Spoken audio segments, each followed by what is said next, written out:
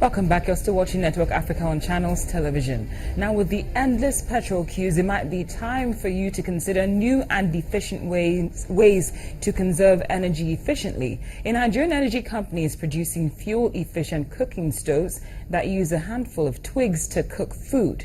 The organization is hopeful that this innovation will help reduce the number of trees chopped down annually by many Nigerians who depend on wood fuel for energy. Yahaya Ahmed is supervising workers as they assemble wood stoves for sale at a workshop in Kaduna, northern Nigeria. The innovative kitchen stove has been designed to save energy and uses less fuel compared to ordinary charcoal stoves. The NGO partnered with the United Nations to make the stoves for low-income households in the country.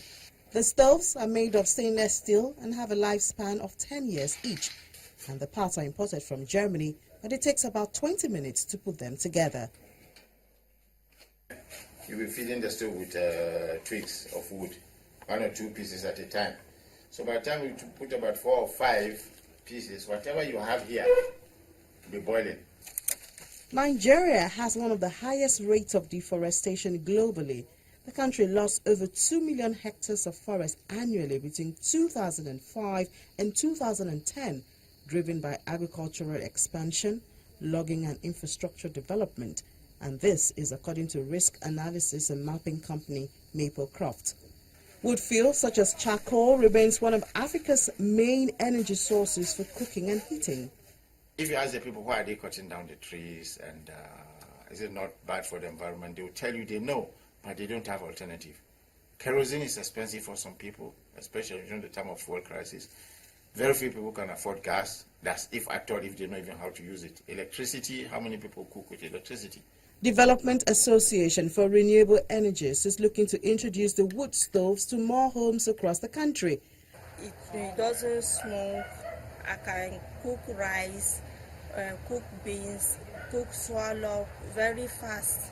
So the stuff is nice. Nigeria is one of the biggest users of solid fuel for cooking, with over 120 million Nigerians relying on firewood and charcoal for their cooking needs. Well, joining us from Kaduna is the CEO of Developmental Association for Renewable Energies. That's Mr. Yahaya Ahmed, who you saw in that report. He joins us now on the program. Mr. Yahaya, thank you very much for your time on Network Africa. Thank you very much. Good afternoon. Good afternoon. Now, how affordable are these stoves? Well, the stoves are quietly affordable in the sense that it has a high subsidy from the United Nations Framework Convention on Climate Change. So as at now, the whole set, I mean, it's not only a stove, it's a cooking set. That's everything. I mean, a turnkey set, cooking set, and it all goes for 15,000 naira. Since we started the project in 2007, it's never changed. Well, so this is like a very this is a more or less like an impeccable. This is impeccable timing on, you know, talking about these stoves right now. But how available are they to Nigerians, especially during this period of fuel crisis? I didn't get you. What? What is the availability?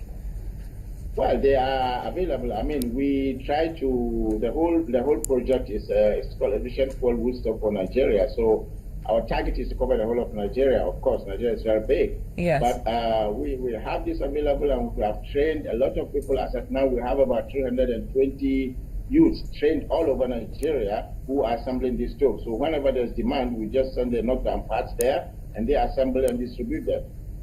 Now, could you tell us more about the role this stove plays in helping us to preserve our forests? Oh, yeah, very much. Because you see, by using these stoves, you don't even need to fell down a single tree.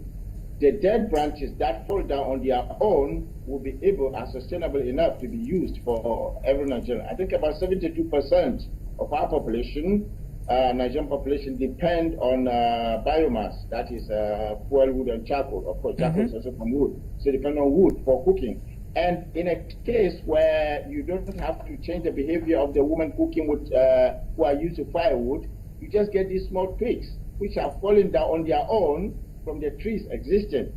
So if you gather them, they are enough to cook. I mean, 250 grams of food is enough to cook for 15 people. So if you have a family which is as big as 15 to 20 people, you can cook with just 250 grams of twigs, which you didn't fall down any tree, which you didn't cut down any tree, and then you just have it almost, not almost, free of charge if you gather them yourself. So you see, we really help protect the environment a lot. And I wanted to add something which even they didn't ask. You see, at the end of the year, our president went to Paris to give Nigeria's commitment in their own unconditional way of helping reduce the climate change. And we think these two can play a greater role, because Nigeria is to reduce 20% unconditionally on energy efficiency. And we think these two, the team of these two are the United Nations energy efficiency in households. So this can reduce more than 20% of what Nigeria has envisaged to do on its own unconditionally to help reduce the global warming. So we think if the government should come in and really embrace this stuff and get it distributed nationwide, it will really help the country achieve its INDC promises it made to the United Nations.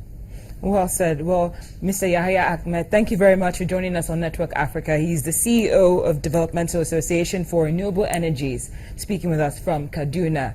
Now, still to come on Network Africa, we're looking at the role that women are playing in the IT. We're looking at the role women play